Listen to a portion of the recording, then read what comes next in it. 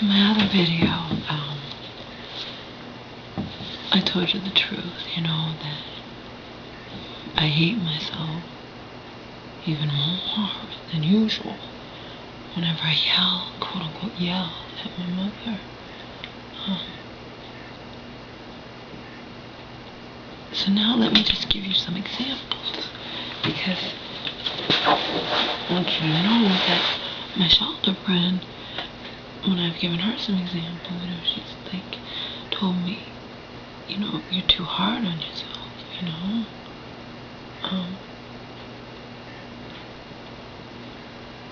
Obviously I'm not going to be able to help it, because I exist in a world, and always have, where I expect myself to be perfect.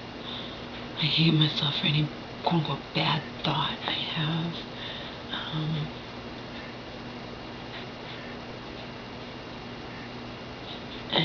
And you can, use your imagination on that, or any quote-unquote bad thing I do.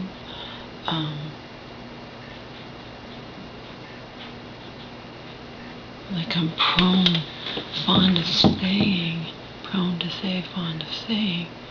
can't ever escape yourself.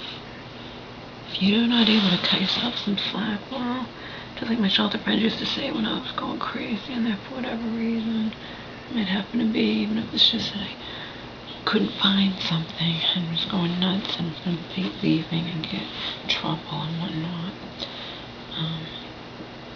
you're gonna give yourself a heart attack, or you're gonna develop cancer. I know all this. I know it.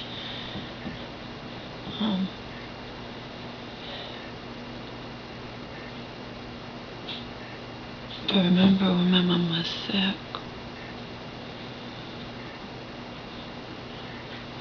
and we were living in Grampy's, my Marion's father's, really not my blood grandfather, his pig pen house. And he was an alcoholic who drank every day, and the toilet would fill up with his puke, and it was filthy and dirty there, and we'd lost the beautiful blue house, and because of my abusive alcoholic stepbrother's drinking and whatnot.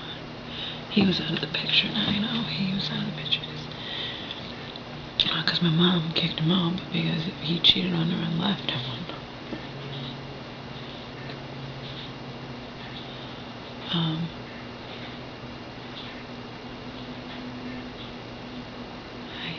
I described this all in my essay. I would yell at my mom when I was 12.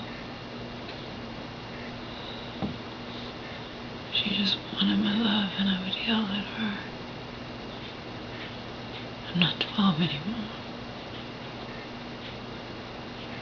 But I've also been through a lot of shit in my life, just like she has. I think that's why my shelter friend will tell me I need to cut myself some slack, and probably if I saw a shrink, I think maybe the shrink would tell me the same thing. But in any case, my mom is weak, and even if it's provoked and whatnot, and she just drives me nuts and I lose my cool with her, it still makes me feel like shit when I yell at her.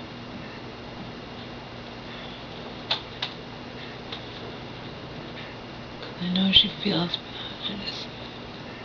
But examples, just tell examples of when I've yelled at her. Walking down the street. Remember, I've been here 3 months now. I've been warning her about this since day one, because it's periodically happened, or it's almost happened, or, this just happened recently. We're walking down the street. She had taken off her glove to look at her watch. She didn't realize her dog was like 7 feet behind her. Not only did she drop the dog's leash, but she didn't even realize her dog was no longer with her. Her dog she loved. I tell her, how can I ever feel confident leaving my home or with you for good? I said, I'm not going to be here forever, Mom. I'm not going to be living here forever. Not under these circumstances. If circumstances ever changed, and it would be a case where, This house was in a living trust for me, and I was not living with my mother, but actually having my mother live with me and taking care of her and whatnot, you know. That would be a different story. But in any case, and because she needed it or what, you know what I mean? But that's not gonna happen. My mom's just gonna get older, she's gonna get more forgetful, she's gonna trust her family even more. The aunt with cancer, God, you know, might die. And I have absolutely, in the eyes of the law, I have no rights whatsoever when it comes to my own mother. None. I learned that in 2010. My aunt has all the power. And nothing was ever explained to my mom, believe me. So whatnot, I have to accept that, okay? I tell my mom, you know, I have to accept all of this because there's nothing that I can do. But the little things, you know, you drive me nuts. For example, she feeds Omar, okay? Should be a simple thing. She feeds my dog, she feeds Omar, she loves Omar. She feeds him, she loves him. She never forgets to feed herself and get herself to it. She doesn't forget to feed her dog Angel. But every day we're walking, taking her to walk around 4 or 5, whatever. Just a couple days ago, all of a sudden, I'm enjoying myself. I'm running with Omar out in the breeze, you know, it's a nice day. You know, there's snow on the ground, it's still nice out. All of a sudden, and she's done this before. Laura, I forgot to feed Omar. I forgot to feed Omar.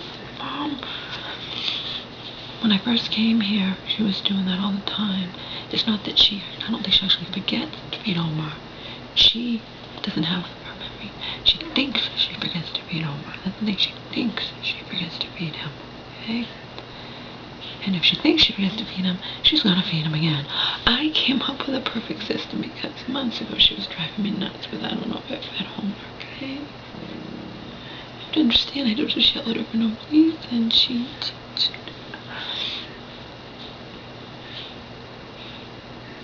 I came up with a perfect system.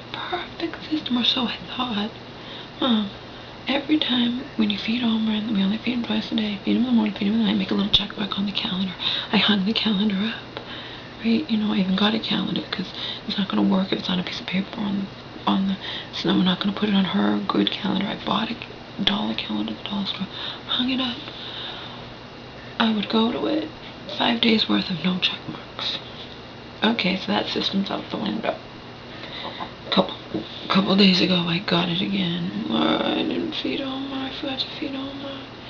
And I'm like, Mom, how do you forget to feed Omar? How do you forget to feed your own dog? Okay? How am I supposed to ever feel confident leaving him here with you? Blah, blah, blah, whatever. I don't know. I forgot to feed him. And then she thinks, she's like, how would you forget to feed him? You're home. You're not doing a damn fucking thing.